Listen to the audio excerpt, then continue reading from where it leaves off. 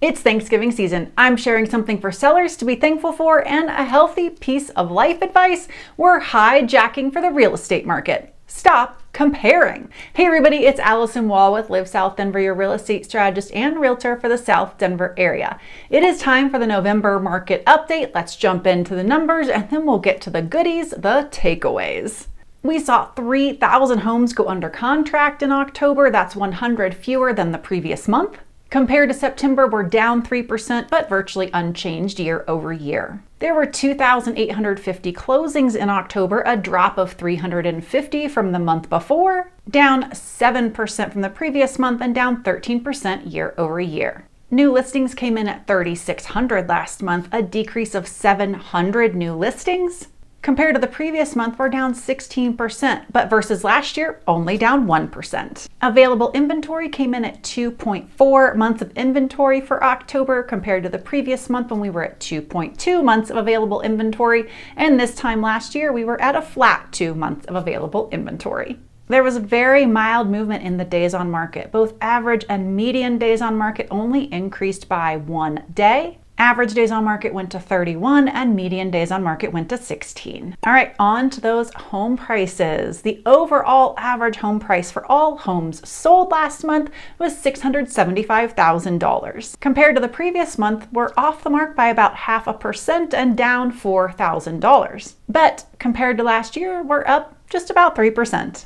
The single family home price average is rolling in at $763,000. Also down 0.5% from the previous month and off the mark $4,000, and compared to last year, up 3%. The condo and townhome average price is up $2,000 to $476,000. That change for both month over month and year over year is roughly 0.5%.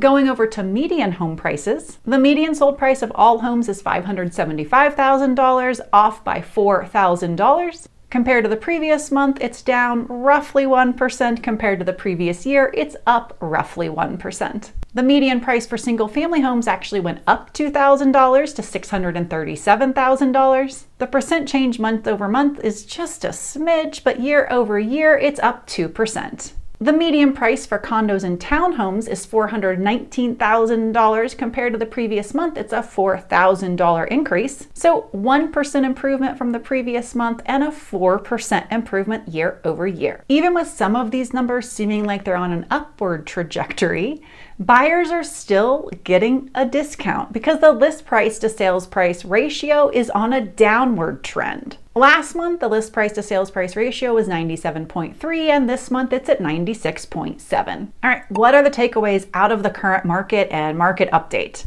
So I recently saw a local agent, one who analyzes data and kind of has a large group of people that will be following what they're sharing, say to other agents to tell their clients, particularly their sellers, that their sellers should be comparing this market to pre-COVID, 2019. And I thought, well, yes, there is absolutely truth to that because we are in a completely different time now than the craziness of the pandemic. And I think any client that I talk to, any potential buyer, potential seller would hands down agree.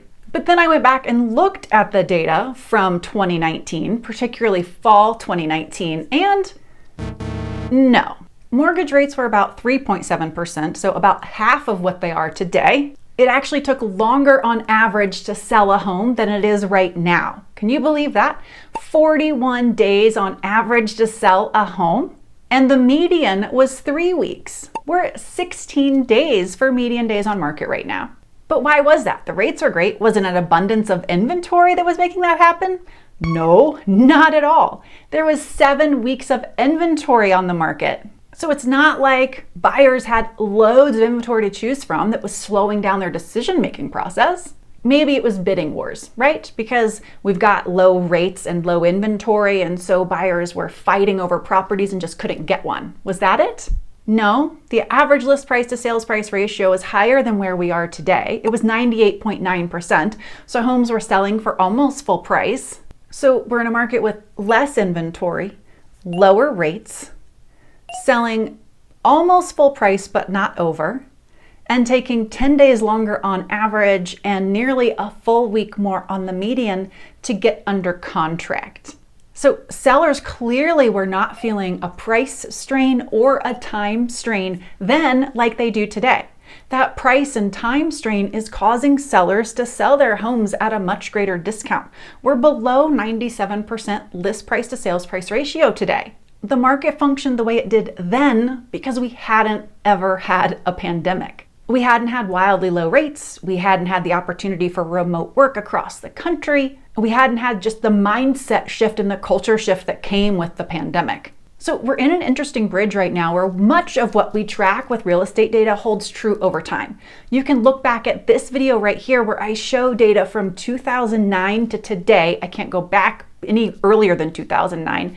And you'll see that the trends hold very true over the course of time, even through the pandemic for the most part. But really, it's more the mindset shift that took place during the pandemic, which has shifted how we think and function in the marketplace. It's shifted what we think a low rate is. It's shifted how fast we think a home should sell. It's shifted how we think a house should be priced. Sellers are very reticent to give up any of the equity gain they got during the pandemic.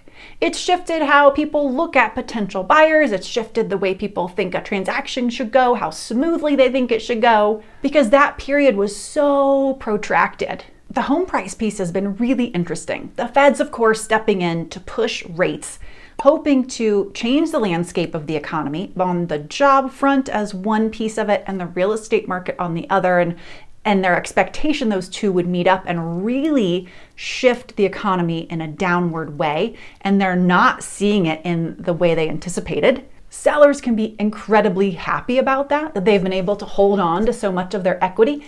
And they have another party in the game to be thankful for this. It doesn't mean all the credit goes to them, but sellers need to thank builders, at least in the Denver market. This isn't going to hold true everywhere, but builders play a very important piece on keeping home prices where they are right now. Let me explain. Many of the builders are investing $40,000, $60,000, even $80,000 in what we call forward commitments.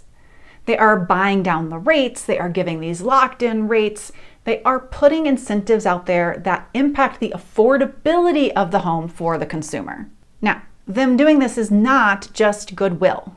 It is not just to keep things moving forward and traction for today, because they are taking this out of their bottom line. It is lost profit for them. It does keep their trades employed. It does keep numbers moving forward. It does keep their communities from becoming stagnant.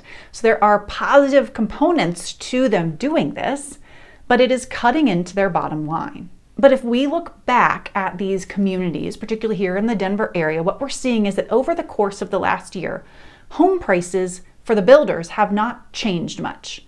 Many of them have not done any price increases. Some overall have maybe shown us some price drops. There we're seeing the total home price come down, but the base price of the home has stayed about the same. Some builders have been lucky enough to have enough traction. They've increased prices a little bit over the last year, but not much. So overall, we're in this pretty level playing field. Then we tack on these massive incentives. Maybe it's about 6% of the total price of the home. Might even be more if we tack on a price reduction plus this incentive, or we don't actually see it in the sticker price, but we see it elsewhere because it goes onto the lender side of the table. But no matter how you cut it, the affordability to the buyer is there. Now, the reason this is such a big deal is twofold. The builder gets to keep their base price the same, and then when the market rebounds, they get to level up. They get to start adding $5,000 a month or $10,000 a month, or start at $2,500, however the market will bear, very quickly. We saw builders doing price increases every 4 homes they sold when the market was more wild. They just get to pick. It's arbitrary to them, whatever the market will stand. The goal is they never reduced their home prices, ever. That's where giving away these massive incentives that help the buyer on the affordability side but never really change their core bottom line is key to their business structure. And by never changing their base home price, their core bottom line, it imputes value to the general market. So a seller who's selling new construction, which for most of Denver is someone, there's so much new construction across Denver. You are comparing yourself to new construction. I am advising my sellers all the time, make your home a showpiece. So unless you are in the core of Denver and there is a very little new build for you to be comparing to, and there still is some, there are scrapes all the time where they're taking the land, taking everything off it and building something new, you are comparing against new construction. So a buyer is looking at your home and saying, my $700,000 will go this far on an existing home or this far on a new build. The point is, sellers of existing homes, make your house look fantastic and or consider how you can impact the affordability piece. There are ways to market your home other than putting a sentence at the bottom of the MLS that says, hey, I'll help buy down your rate. So sellers, be thankful to the builders, even if you don't like competing against them, because if the builders had slashed their home prices $80,000, you would have a very hard time competing. Most buyers will take a new construction home every time. It's few and far between the ones who are looking for an existing home and the updates and customizations that come with that. All right, all this to say, comparisons can be made. Let's just make sure as an agent, as a realtor, as a broker, any of us out there need to be making apples to apples comparisons for you as the consumer and for our clients. Otherwise, we're not giving you an accurate perspective on the market, which you absolutely deserve. Want a comparison you can take to the bank? Here's one. The average sales price on all homes since 2019 is up 42%. Always good to be with you for the market update. Please reach out if you have questions, comments, or just want to talk about transitioning in, across, to, from Denver. And of course, I will see y'all next week.